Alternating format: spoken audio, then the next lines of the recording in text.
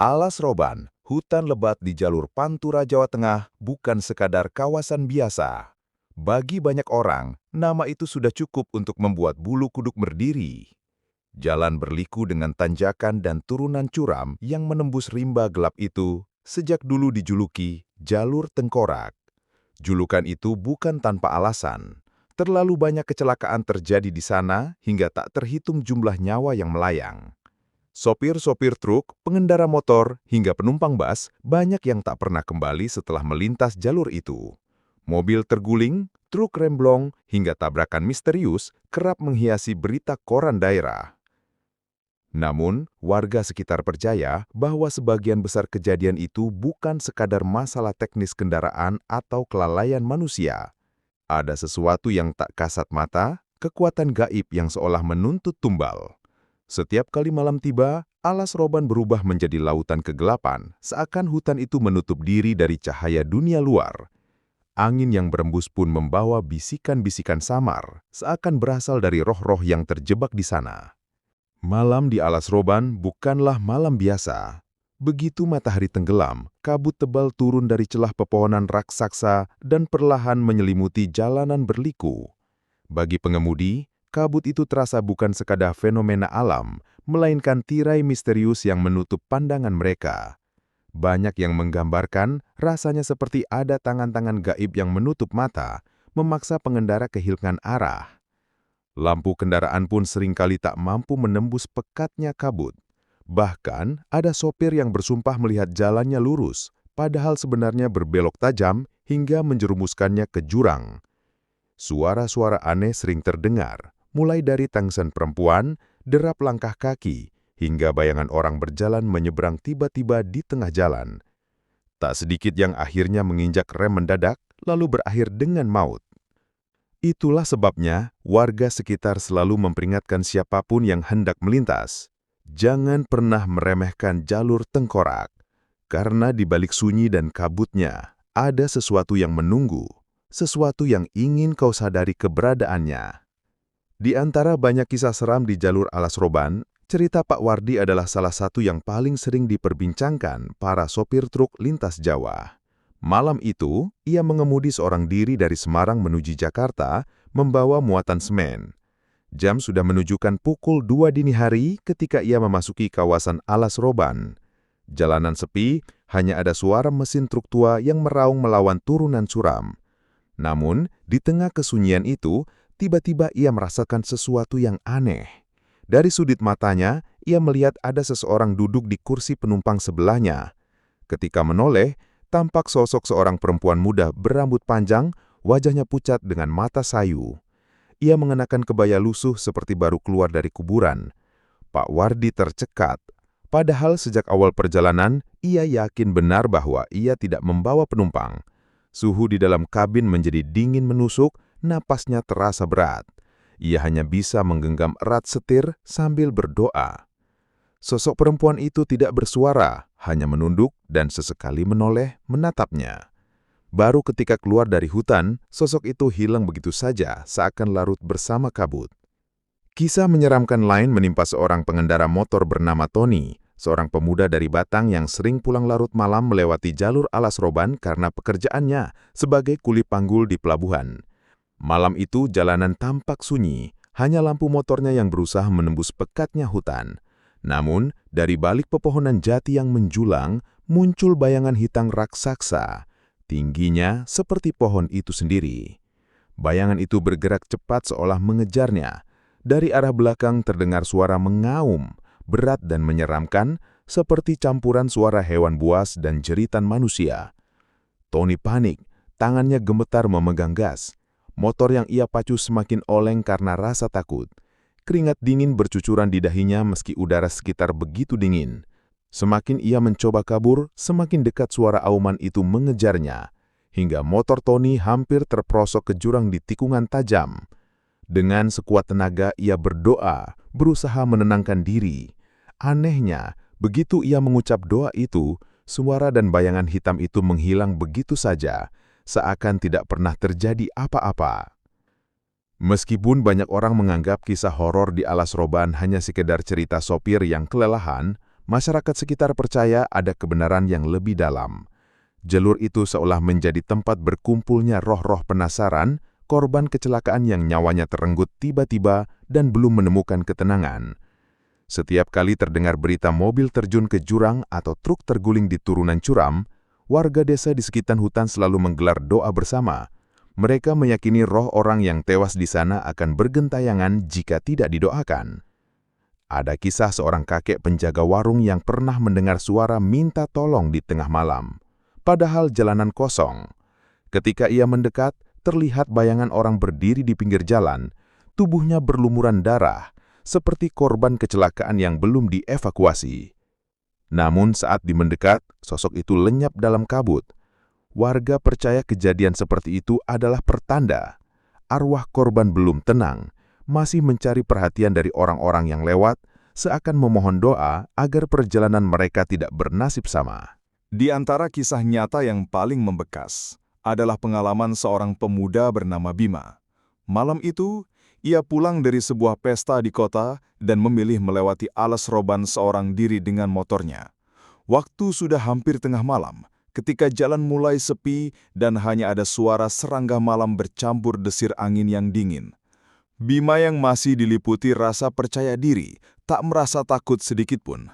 Ia bahkan menertawakan temannya yang sempat memperingatkan agar tidak lewat sendirian tanpa doa. Ah, itu cuma mitos orang kampung, pikirnya. Namun, saat memasuki turunan curam, ia mendapati sesuatu yang tak masuk akal. Di tengah jalan yang berkabut, tampak seorang nenek tua berjalan pelan membawa obor kecil. Nyala obor itu menari-nari di kegelapan, membuat Bima penasaran. Ia pun memperlambat laju motor, berniat menunggu nenek itu menyeberang.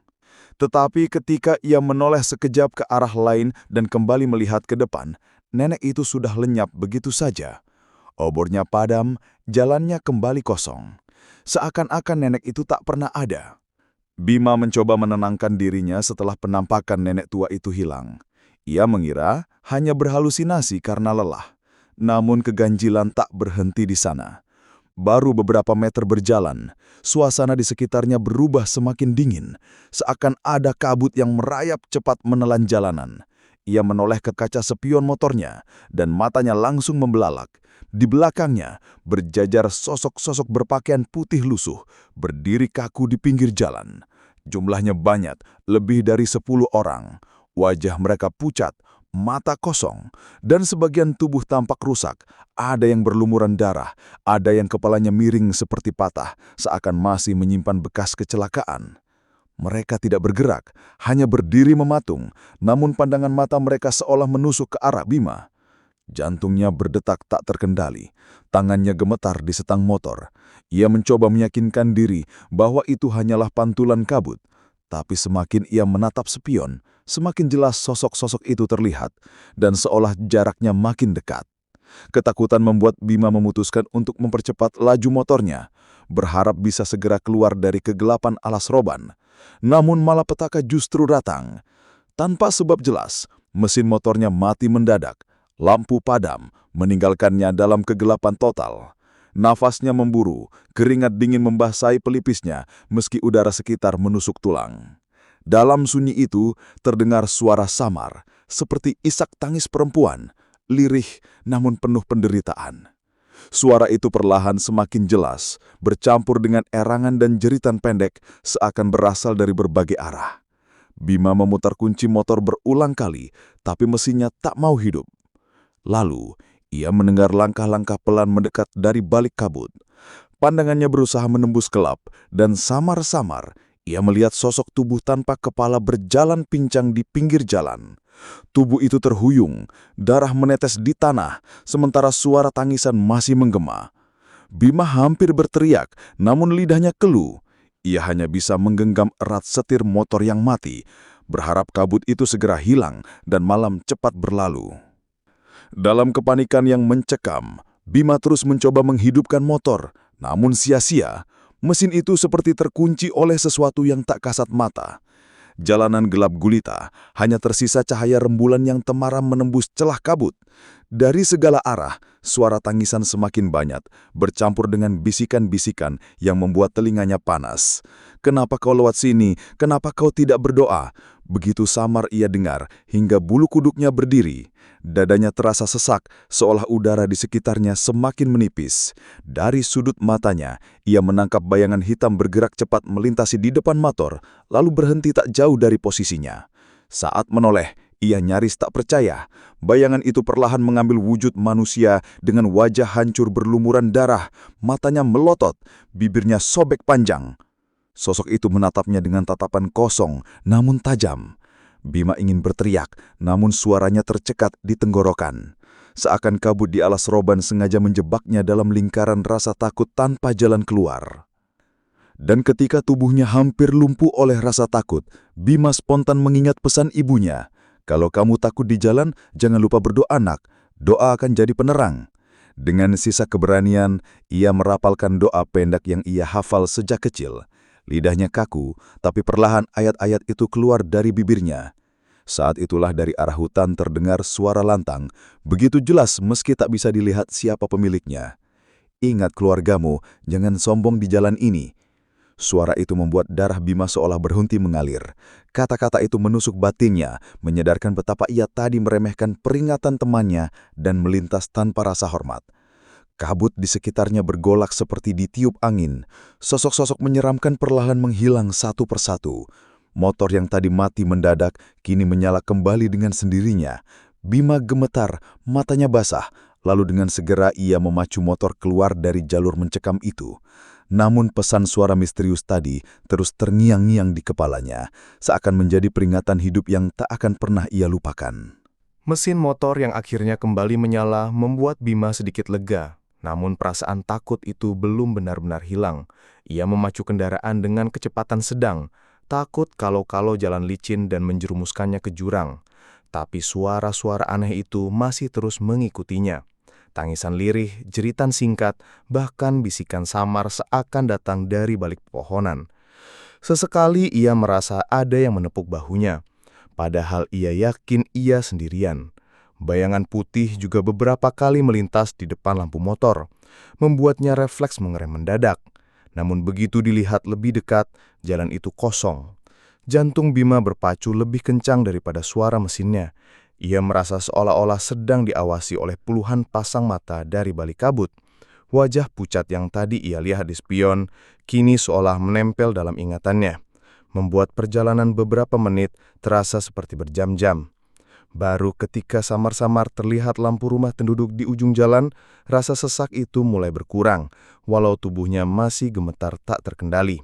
Begitu sampai di rumah, Bima langsung jatuh tersungkur di lantai teras. Motornya ia biarkan terparkir sembarangan. Ibunya yang mendengar suara gaduh segera keluar, terkejut melihat putranya pucat. Tubuhnya basah oleh keringat dan napasnya tersengal. Dengan panik, ibunya memanggil ayahnya. Mereka mengangkat Bima ke dalam rumah, lalu memberi air minum. Namun tak lama setelah itu Bima pingsan. Ia baru sadar keesokan paginya dengan kepala berat dan tubuh lemas.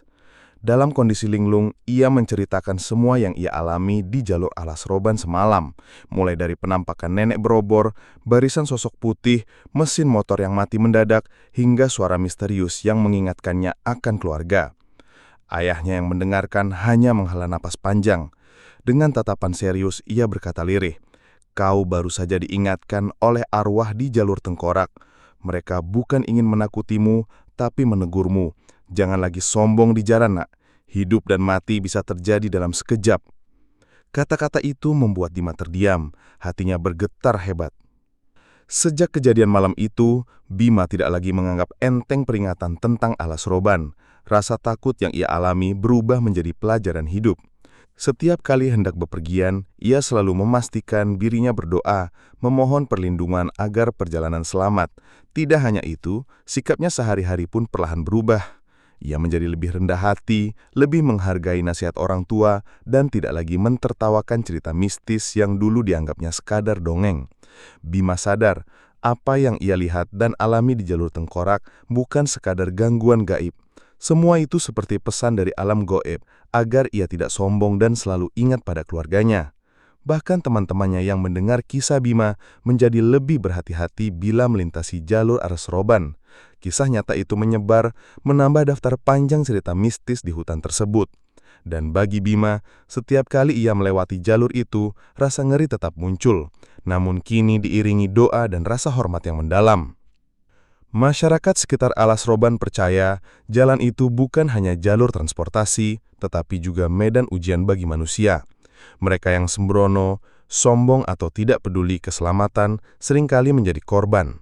Banyak supir truk yang mengaku ketika mereka mengemudi dengan hati yang waspada dan selalu berdoa, perjalanan terasa lebih ringan, seakan ada perlindungan gaib yang menjaga. Sebaliknya, bagi yang menantang atau mentertawakan mitos jalur tengkorak, nasib buruk mudah sekali menimpa. Sesepuh desa sering berkata, hutan itu hidup. Ia menyimpan darah, air mata, dan arwah-arwah penasaran. Kalau kau tidak menghormatinya, ia akan menelanmu. Kalimat itu diingat baik oleh warga dan diwariskan turun-temurun. Dan Bima akhirnya memahami bahwa horor yang ia saksikan bukan sekadar penampakan menakutkan. Itu adalah cermin bagaimana sikap manusia terhadap hidupnya sendiri, terhadap alam, dan terhadap Tuhan yang memberi kesempatan untuk selamat atau binasa di jalan itu. Di sebuah dusun tak jauh dari Alas Roban, hiduplah seorang sesepuh yang disegani bernama Mbah Wiryo. Ia sering dipanggil warga ketika terjadi kecelakaan di jalur tengkorak itu. Rambutnya sudah memutih, tubuhnya bungkuk, namun matanya tajam seakan bisa menembus kabut gaib di hutan itu. Kepada setiap orang yang berkunjung, ia selalu berpesan dengan kalimat yang sama. Alas Roban itu bukan sekadar hutan. Ia hidup. Ia menyimpan kisah darah, air mata, dan roh-roh yang belum tenang. Kalau kau lewat sana, bawalah doa dan niat yang baik. Pesan itu bukan basa-basi. Ia pernah bercerita bahwa suatu malam, ia melihat barisan arwah korban kecelakaan berjalan tanpa arah, menunduk seakan mencari sesuatu.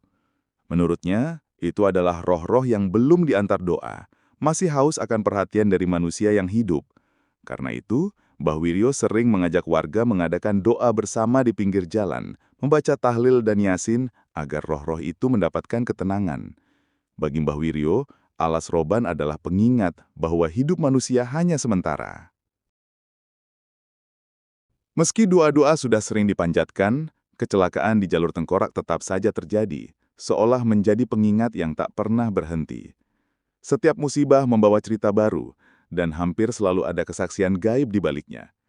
Ada pengemudi yang selamat karena mengaku melihat bayangan anak kecil berlari menyeberang, sehingga ia mengurangi kecepatan dan terhindar dari jurang. Ada pula sopir bus yang mengaku lampu depannya mendadak padam, tapi saat ia menunduk berdoa, lampu itu menyala kembali. Beberapa orang lain bercerita melihat truk besar berhenti di tengah jalan, namun ketika didekati, kendaraan itu menghilang begitu saja. Seakan jalur Alas Roban menampilkan ilusi untuk menguji kesadaran manusia. Warga percaya, kecelakaan itu bukan semata kesalahan teknis, melainkan cara arwah penasaran memberi peringatan. Jangan pernah lengah, jangan terlalu percaya diri. Karena di jalan itu, maut bisa datang secepat kedipan mata. Kisah-kisah ini akhirnya menambah keyakinan orang bahwa berdoa adalah satu-satunya tameng di jalur tengkorak. Cerita-cerita gaib di Alas Roban semakin banyak seiring waktu.